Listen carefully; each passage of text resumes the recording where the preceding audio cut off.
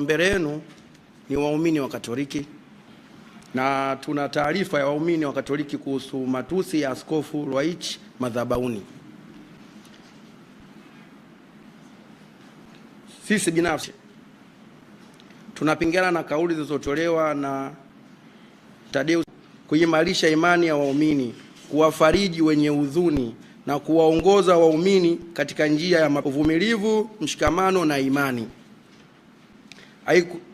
Haikuwekwa kwa ajili ya kuhubiri chuki, kuwatisha waumini, kushambulia dhamira zao wala kuwavua hadhi yao ya Ukristo hadharani.